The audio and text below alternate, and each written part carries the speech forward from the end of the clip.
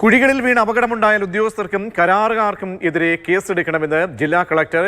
കുഴികൾ അടിയന്തരമായി അടച്ച് അപകടാവസ്ഥ ഒഴിവാക്കണമെന്നും ജില്ലാ കളക്ടർ നിർദ്ദേശം തൃശ്ശൂരിൽ വരികയാണ്.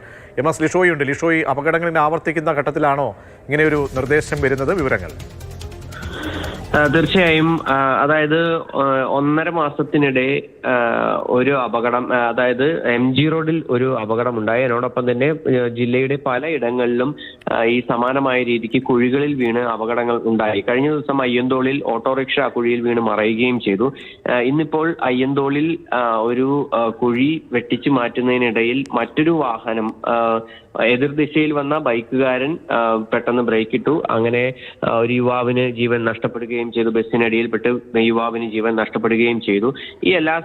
ഇത്തരത്തിലുള്ള അപകടങ്ങൾ വർദ്ധിക്കുന്ന സാഹചര്യത്തിലാണ് തൃശൂർ ജില്ലാ കളക്ടറുടെ അടിയന്തര നടപടി.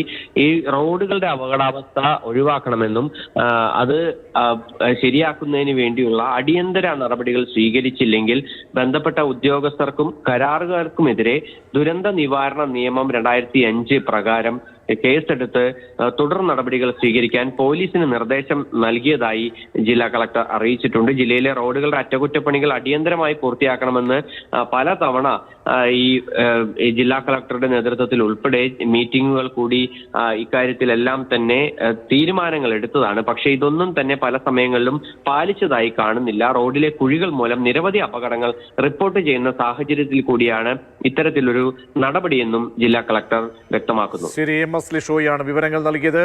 ഉദ്യോഗസ്ഥർക്കും കരാറുകാർക്കുമാണ് ജില്ലാ കളക്ടറുടെ മുന്നറിയിപ്പ്.